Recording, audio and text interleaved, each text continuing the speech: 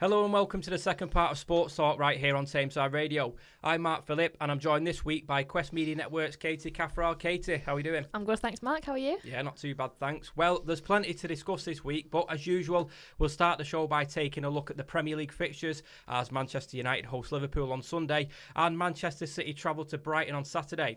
I was joined earlier today by Betfred's Peter Spencer to preview the fixtures and provide the latest odds in a number of markets. Peter, early this week it was Champions League action, a lot of drama. So on Tuesday night, City made the trip to Club Brugge and cruised to a 5-1 victory, and then 24 hours later at Old Trafford ended Manchester United 3, Atalanta 2, and to be honest with you, that result was papering over the cracks. Well, a lot of people are saying that. It could be argued that it might mean that United kick on now and go and beat Liverpool, for instance. But I'm inclined to think that it was either Juventus to beat. It wasn't Atletico Madrid or even Real Madrid. It was an average team from Italy that they beat. And they shouldn't have really be chasing a game like that, even though they did win 3-2.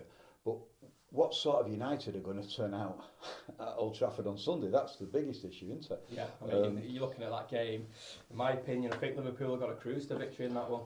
Well, stranger things can happen in a one-off game like that, and United have got the goal-scoring pedigree roared on by a very loyal crowd, I thought, because there was boos at half-time when they were losing 2-0 on Wednesday. But then, why they didn't play like that in the first half got me.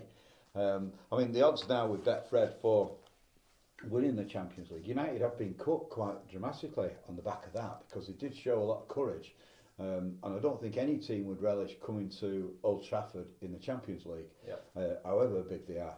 So City are now the outright favourites for the Champions League. They're 7-2 after that hugely morale-boosting 5-1 victory. That was better than we expected. They're 7-2 now with Betfred to win the Champions League. Bayern Munich are second favourites, 4-1. PSG 5-1, Liverpool 7-1. They had a great win, Atletico again, and Salah did brilliantly with another goal. Chelsea 8-1, United now 14-1 for the Champions League, and Betfred have Madrid now in Real Madrid in now slightly at 20-1. Barcelona drifting out 50-1 for the Champions League. You mentioned Barcelona. You know, they're at the Nou Camp the other night, and it was barely full. I mean, it was half empty, wasn't it? Sad scenes because you go back a few years ago and it was always booming there, wasn't it? Yeah, and as I've said before, you do realise now why Barcelona and Real Madrid and some of the Italian giants were desperate to get that European Super League going, because they need the Premier League, effectively. And the Premier League, thanks to the fans, are not having it. Yeah, they're certainly not. So let's just take a look back at United's 3-2 win. It is papering over the cracks, that's my opinion. But what do you think Ollie said at half-time? I mean, do you really think he kicks off with his players? I mean, it was completely different to the first half. Well, you'd imagine he would kick off. I mean, but I think the players themselves would take it on board as well, and they're probably kicking off against the colleagues. I mean, if you saw Fernandes, he has enough to say to referees. He wants to concentrate on having something to say to his colleagues. But he did a great pass for that first goal when they were battling back. That was supreme. But you got to think, it's all down to Solskjaer because he's assembled that group of players, and he can't get those players in the same lineup. So that's why Pogba was dropped, for instance, and he didn't. And he's got Sancho to accommodate as well. These are, and then Cavani. When Cavani came on, it showed more intelligence up front, and Ronaldo went wider. But Ronaldo is the key. If he carries on scoring key goals like he did on Wednesday night, United could go higher and higher, and even challenge for maybe the title. But at the moment, they are off the pace. They are behind City, Liverpool and Chelsea, and it isn't good enough for Manchester United to be behind those two when you think of the money that they're shelling out. Well, they're not just behind, they're well behind. So we are looking at that fixture on Sunday. It's Manchester United hosting Liverpool. Peter, what are the odds looking like for this one? Right, well, United are 11-5 with Betfred to get 3 points. Liverpool, not surprisingly, favourites 6-5. Salah to score first is 10-3. I think that's a good price. Ronaldo 7-2 to score first. Remember, he'd probably be taking the penalties. And then Mane 9-2 to score first. Bruno 13-2 to score first. I think he's due a few more goals. He's not quite playing as well as he did last year, but it's a different setup, and he is capable of turning it on again. For the Premier League top goal scorer, Salah's leading the way big time now. He's 2-1 with 7 goals so far to be the league top scorer. Betfred have Lukaku second favourites at 7-2, and Ronaldo only 3 goals so far in the league, 5-1. Vardy 7 goals so far in the league, he's 10-1. Excellent stuff. Well, you just mentioned Lukaku then. He picked up a ankle injury, I think, early this week in the Champions League. So I'm not sure if he'll be playing this weekend. But yeah, like you said then, he's what is he now, odds-wise for leading goal scorer? Right, well, he's second favourite at 7-2. He was favourite at the beginning of the season when he first signed. Well, he'll certainly be a miss if he's not going to play for Chelsea due to that ankle injury. But we'll take a look now at Manchester City's Premier League fixture this weekend, because they make the long trip to Brighton and Hove Albion. Peter, what are you looking like for this? Well, that's an interesting one, and if it wasn't for the United-Liverpool game overshadowing affairs, this would be the best game on paper this weekend in this round of fixtures. Because Brighton are riding high for fourth, but City more than capable of knocking them off that perch. And Brighton are 5-2. City 2-5 odds on favourites to get all 3 points. Now the difficulty when we sort the odds out for City is getting the first goal scorer, because it's all spread around. There isn't a guaranteed likely scorer. It's much more spread amongst those midfielders converting as like a false number 9. But Foden's been doing that job of late and did it remarkably well in Europe this week. But Foden, Jesus, Mahrez and Sterling are all 4-1 to score first. Next up is De Bruyne 9-2 and Grealish 5-1. Well, they have it. Raheem Sterling 4-1 to score first, but Peter, is he on his way out? Well, there's a lot of questions about that. If you ask me hand on heart, I'd say yes, because I don't think he quite fits in with the way of thinking of the manager. He clearly has an issue when he's through on goal. He misses a lot, but then he gets in great opportunities to score, so he's getting in the right positions. But since he come from Liverpool, he hasn't really built on that. He's still suffers in front of goal when he's kind of got too much time. When it's an instinct, well, bang it straight in. Yeah, he's got supreme pace, but he's a little one-footed for me. Grealish, Mahrez, Foden are probably ahead of him now, and he might be able to do it for England with that link-up play with Harry Kane, particularly important for the national team. But for City, I think he's more of a squad player now, and he's an expensive squad player, and it could be that it's time for him to make a move, not just for City's sake, but for his own sake, for his own career. I was going to say, sometimes a fresh challenge can reignite that spark in a player. Where would you see him play, or who would you see him playing for? What kind of club would he suit? I think he'd probably suit a team like Barcelona, or even Real Madrid, but I doubt he's going to go to Real Madrid. Barcelona would be the favourite, because they need to refresh their team, and he is the sort of player who could do well abroad with that electric pace. He's probably the fastest player in the Premier League today. Yeah, he is. He's a great player. It would be a shame to see him leave the Etihad Stadium, but who knows where he's going to end up. Well, it's been great speaking to you once again, Peter. And if you do fancy a punt on any of the fixtures this weekend, Betfred stores are now open, but you can also bet online and buy their app. Well, our thanks as usual go to Betfred for their ongoing support and sponsorship. So, the big news this week came at Curzon Ashton as manager Steve Cunningham was sacked despite a great start to the season. Cunningham was relieved of his duties after it emerged that he'd been consulting with another club about a potential job, combined with a serious breach of club discipline. The Nats were eliminated from the FA Cup last weekend after falling to a 4-0 defeat to Chesterfield and face a long trip to third place Spennymoor Town on Saturday. So, Katie, the big news this week, Cunningham's been sacked. Was it fair? I mean, there's a big conversation to be had here, isn't it? Because he'd had such a great start to the season this year, and he wasn't on contract at Curzon, so realistically, maybe him looking at other clubs wasn't such a big deal. But I'm guessing if the club aren't happy with that, then that's their decision. I mean, in any other profession, if you're not contracted, surely you can go elsewhere or at least go into discussion with other employers. Yeah, I mean, you think so. I mean, most of the jobs, like I say, then you'd be able to look at other places and have conversations and things, but obviously that wasn't the case at Curzon. They're not happy with the way he's reacted to things, so they've just got rid of him for this season. Do you think they should have kept him? I mean, he'd created some stability at the club, overachieving this season. Obviously, they got beat last week in the FA Cup, but to a far superior side. But, you know, from their FA Cup run, I think they made over 10 grand, good for the coffers. I think it'll be a big loss for them because obviously he's been fantastic at Curzon. I think he'll be great wherever he goes, but I do think it'll be a big loss for Curzon to have lost him this season. He started off fantastically and he was set to continue that until he was laid off. So, I mean, it is a big loss for them, really. I mean, it's disrupted the momentum.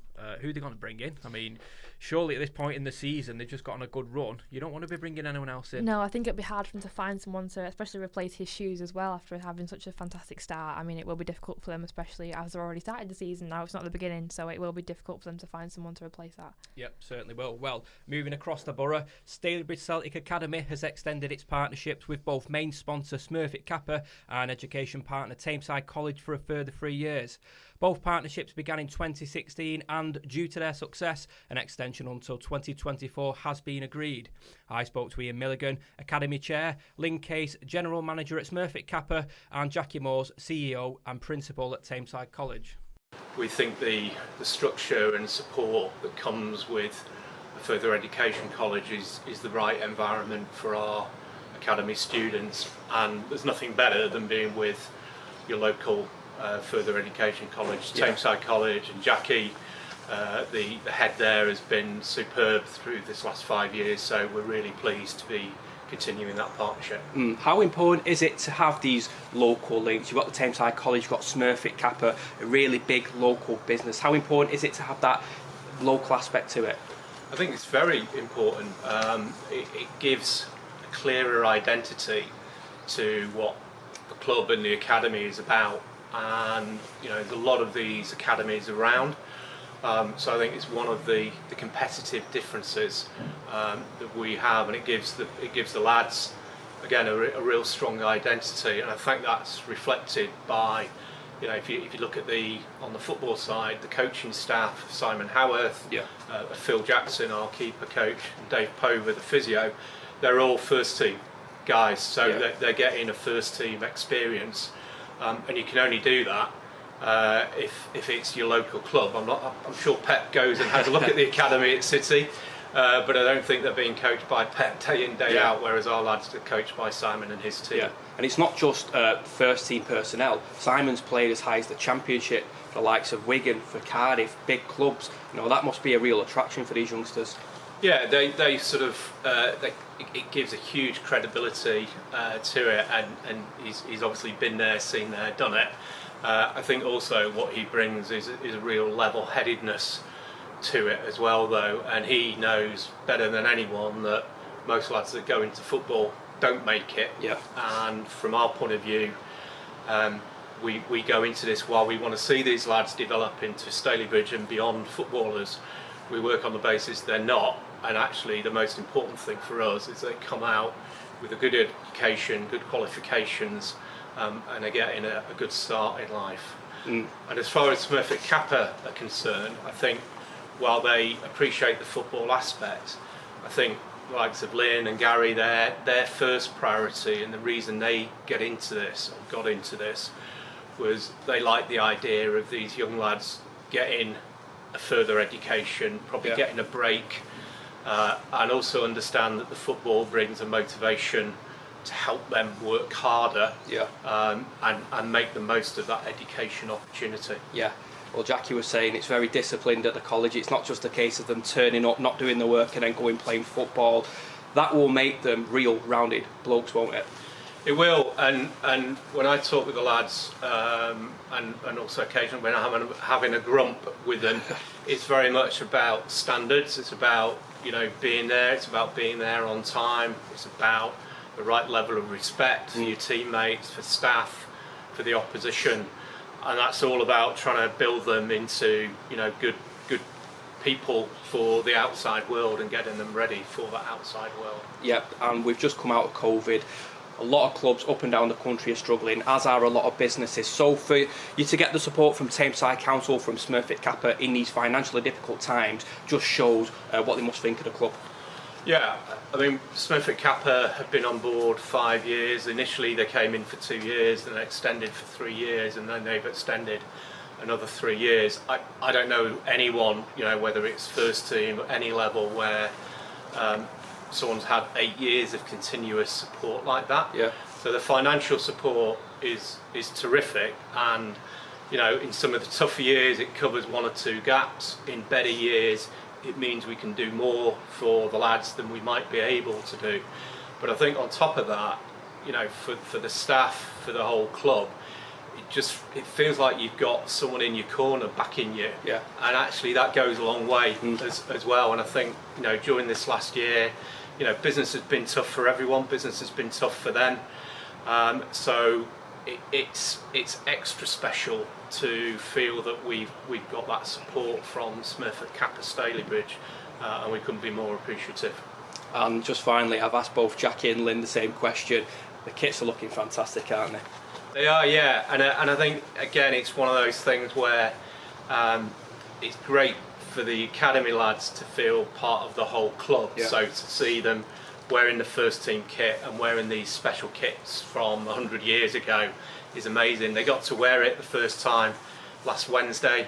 We won 5-1. I don't know if that's a coincidence, but you could definitely see a spring in the step just from the fact they were wearing this really, really good gear. I'm the general manager of the Stalybridge site, and I'm very proud. I've been there now for 12 years, so quite long in years for somebody in my position. So very, very fortunate. Yeah, I've been very happy here. Brilliant stuff, and I know you've got close ties with Stalybridge Celtic. You've just renewed your sponsorship of the academy for a further 3 years. Can you tell us a bit about the reasons behind that? Absolutely, yes. Well, again, we're very proud to be involved with the club. My son's very, very much into football. We are as a family.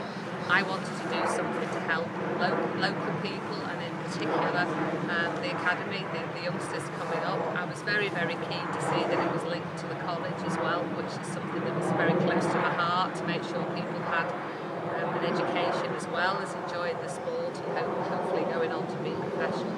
So all these sort of things tick the boxes for us at Stalybridge. So to be able to do something locally and help youngsters is what we were about.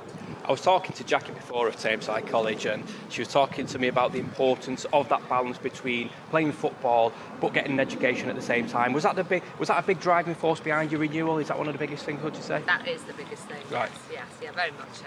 I mean, we get a lot of people coming into our plant, youngsters coming in. We've had a big influx this year. But it's great to think that these guys are doing the football, doing something they're passionate about, that they love. Yeah. But equally so, they know that they need this backdrop, this foundation of education.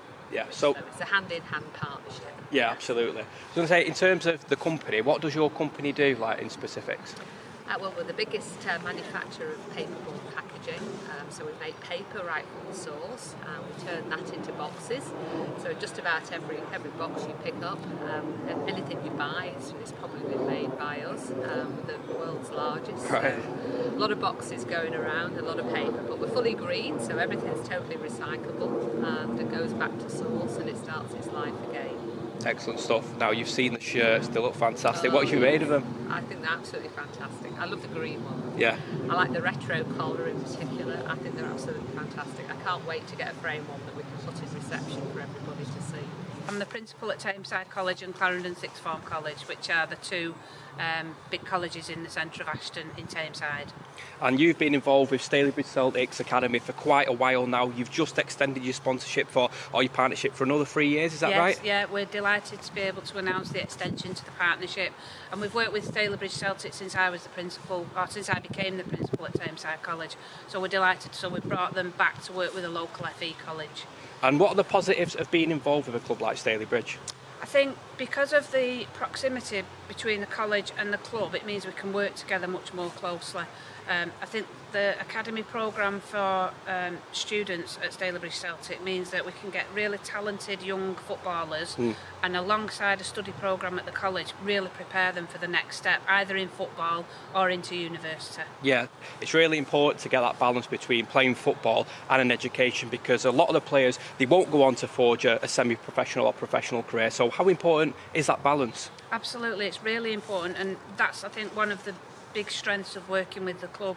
So whether that's Ian or the manager at the club, and we work together to make sure that they don't play if they don't submit the work. So between us, it's almost like a tripartite arrangement whereby they've got to do the work. Yeah. And that's really important because, you know, some of these young men on this course go on to some really great degree courses, and I hope they will make semi-pro or pro careers out of this. But if they don't, they've definitely got a really good background to fall back on. And I was speaking to Head of Academy Simon Howarth last week, and he was saying basically he wants to turn them into real men. It's not just about the football or the education, but turning them to, you know, decent members of society. Is that something you agree with? Absolutely, and I think, you know, at the college what we're trying to do is create rounded adults. It's not just an exam factory, it's not just a football factory here. It is very much about making sure young people can turn into those adults who will be working in industry and working alongside the rest of us as adults in the UK. So what have the lads who are part of Stalybridge, what have they made of it? Are they really positive about it inside college? Yeah, absolutely, and I think they enjoy coming to college as well, so they get the college experience whereby they're meeting other people from other curriculum areas, you know, and it's a male programme this, and so they get to meet other girls in college as well, and they'll get to do other enrichment activities, but they love it, and they walk around in the Stalybridge Celtic tracksuits and they look great in them, you know, they look really professional. They get the professional football set up here alongside a college experience when they come into college for the study programme. You're just talking about the kit then, we've seen the shirts, pretty smart, aren't they? I love the shirts, and apparently it's a 100-year anniversary this year of the club entering into the Football League, and Ian was showing me how all the names of the squad 100 years ago were on those kits. And actually I really love the green retro kit, that's my favourite. Yeah. Well, our thanks to Ian, Lynn and Jackie for providing their thoughts on the renewal at Stalybridge Celtic Academy. Well, in school sports news, Aldwinians Rugby Club hosted the primary school tag rugby finals on Tuesday. The event, which was organised and coordinated by the Tameside School Sports Partnership, saw 200 pupils battle it out to become the best in the borough. Russell Scott Primary School in Denton took first spot, while Pinfold Primary School and Our Lady of Mount Carmel came second and third respectively. I spoke to Emma Toon, Tameside SSP Games organiser, and Rob Taylor, Aldwinians Under-11s coach, to get their thoughts on a number of topics. So we're over at Aldwinians. It's the Tameside Tag Rugby Finals for the primary schools, and we're all really excited.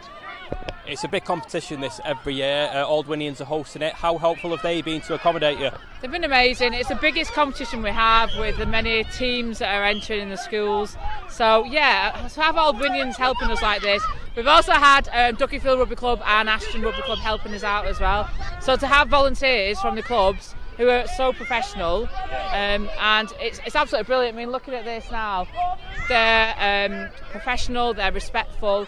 The children have a different opinion of them as well. That, you know, they go into a game. Sometimes it can be a little bit argumentative, but I think tonight we've been shown massive respect. So schools have been absolutely brilliant. Yeah, and tag rugby is a great way of getting into the proper game. Because what age range is this tonight? Is it about 10 and 11? This is year 5 and 6, which is year 10 and 11. So yeah, we've got some 9, 10s, 11s. The team is actually 12 children, 8 in a team, 2 girls. And it just encourages lots of movement. If you have a look at all the games, they're constantly running, so it's excellent for us. They're identifying space, they're trying to use the skills they've been learning in school recently to put them into a competition and play under pressure, and hopefully tonight we'll have some happy children going away with medals and trophies. Yeah, definitely. And what other competitions have you got coming up in the next few weeks?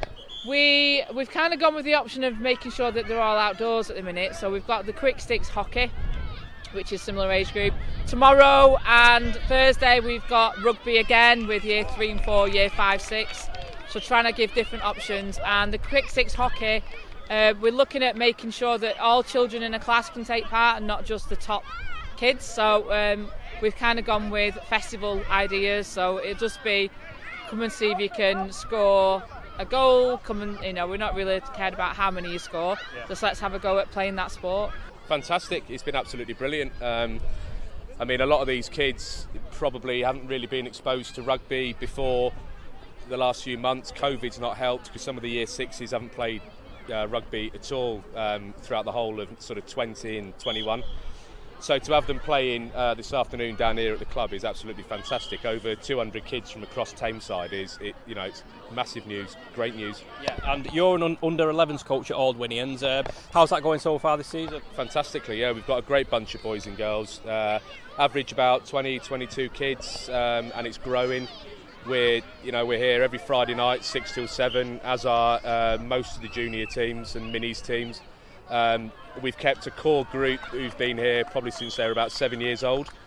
And as we move through to under 11s, then we've got ever expanding numbers. So the more the merrier for me. I was going to say, it must be great to see a clear pathway to the second and first team here at Onenshaw Park. Absolutely, yeah. And we've got some first 15ers that have started in the mini and junior section. So long may that continue. Well, that was Emma Toon and Rob Taylor talking about the Tag Rugby finals on Tuesday. So, Katie, it was great to see 200 pupils from across the borough taking part in Tag Rugby. I mean, it was cold on the night, it was wet, but it's what kids love, don't they? Yeah, I mean, after having so long away from sport with COVID, I think it's fantastic. And rugby is not something that they might do at school, so be able to do that outside of school with the friends that they've got at school is a lovely thing for them to be able to do there. Yeah, it's good to have a variety of options, isn't it? I mean, what were you doing when you were at school? What was the main sport there? Mine was always rugby union. They placed a lot of focus on that at Onenshaw. Yeah, we did like handball and things, I believe, and like badminton, but we didn't do much rugby. So I think it'd be nice to have that wide range of sport for the kids to find what they're good at as well, because most won't even know they're good at that until they have a go.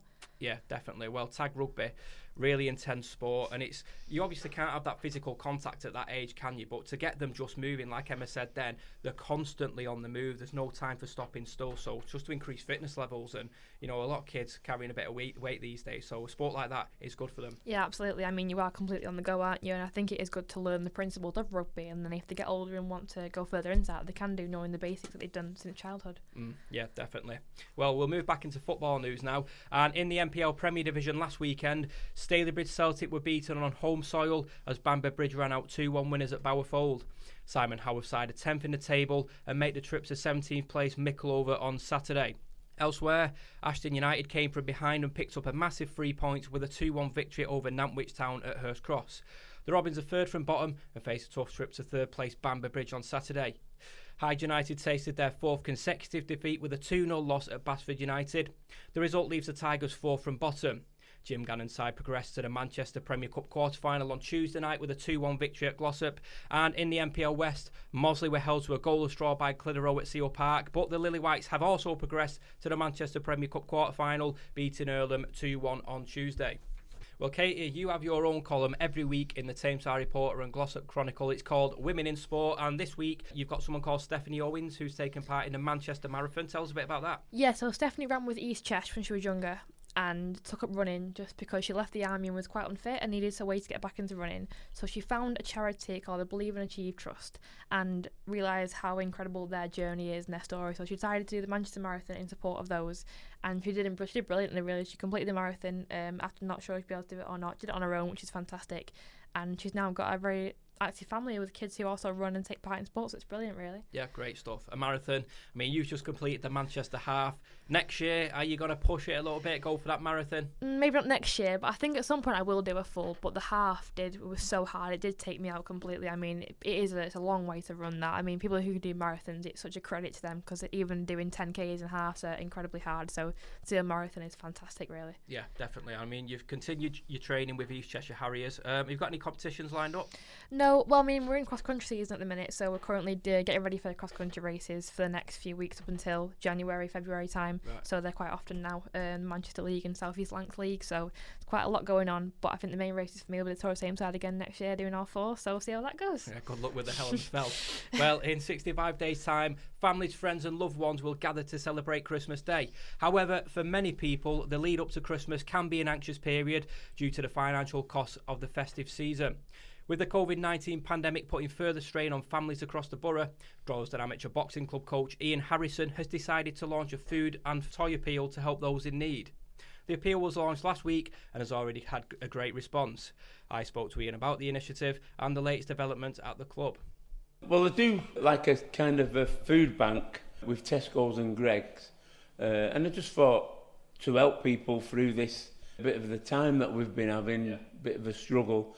Last year, I don't think many kids got many presents because I forgot it already last year what happened. I don't think anything really happened. So I just thought, we've done it before, the food and toy appeal, and I just felt we needed to do something again. Yeah, and you mentioned it then, it's been a really difficult 18 months for everyone, and especially coming up to Christmas, people will be feeling the toll and feeling the pinch in the pocket, so it couldn't come a better year, could it really? No, not really, and also with this, the credit, the £20 less that people have got, it is a big miss for a lot of families. Yeah. So with the run up to Christmas, if there's something that we can do, something that we can help. We're a community club at the end of the day, so we're out there to help the community. Yeah, up to now I've had a great response off the walking footballers and people in the area.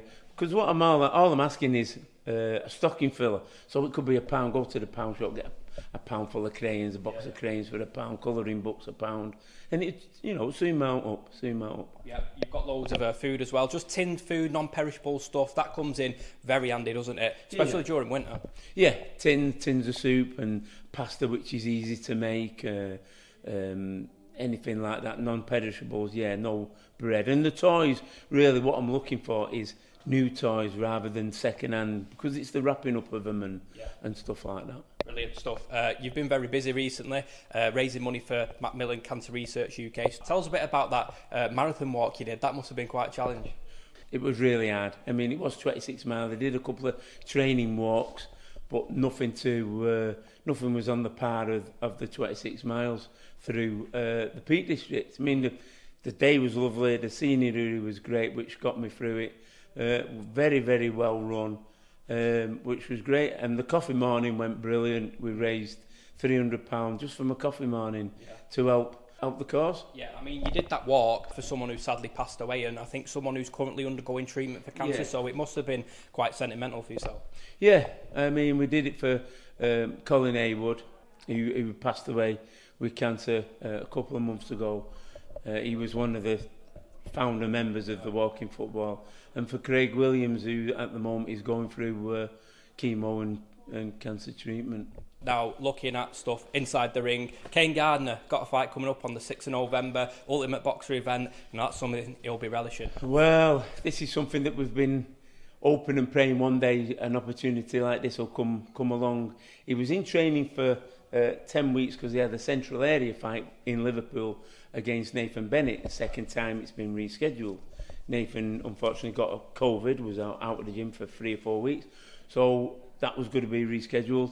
And then his manager Steve Wood said, Ian, he said, I'm going to put him forward for this Sky Boxer tournament. 8 boxers, 4 quarter-finals, 2 semi-finals, 1 final, and big prize money. He was in training for 10 weeks, and the money for the Central Area fight was okay, but the money for this Ultimate Fighter is it's 40,000 for the winner, which just make his day. It'll be brilliant, and I'll get my subs back as well, so that'll be all right. There we go. And I know you've got another prospect just turned professional. Tell us a bit about John. Yeah, John Kiley. He's another one of my old young boys. He's been with me since he's been about 12 or 13.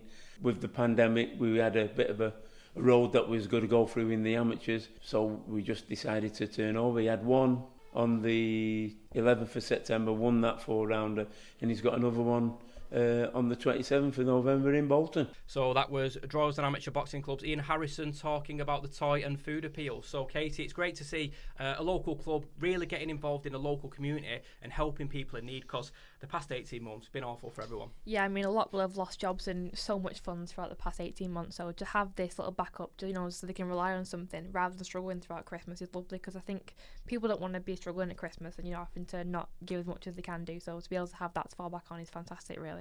And I suppose Droylsden or Tameside is quite poverty stricken in some areas, so like I said, then for a community club to get out to help people, especially when they're feeling the pinch at the moment. It can only be a good thing, and hopefully other clubs can follow suit. Yeah, I mean, a lot of children will get nothing at Christmas, so to have this, to support the community and let them know they're not on their own and things can get better, it's fantastic. And a lot of clubs do follow suit as we get closer to Christmas. I know Astley do quite a lot of stuff. Astley Gym, most Christmas they do lots of toy appeals and things. So yeah, it's great to support people in the local area. I mean, Curzon Ashton a few years ago, they opened the club on Christmas Day for the homeless, gave them free meals, played games and all that kind of stuff. So it's a good thing. Yeah, and it's a time when everyone comes together, I think, as well. I think Ashton Cricket Club do quite a lot of things as well for Christmas, and just to bring everyone together in a time when people are supposed to be together and enjoying time. So it's lovely, yeah. Well, I'm afraid that's all we've got time for this week's Sports Talk. However, you can find more local sports news on our website, questmedianetwork.co.uk.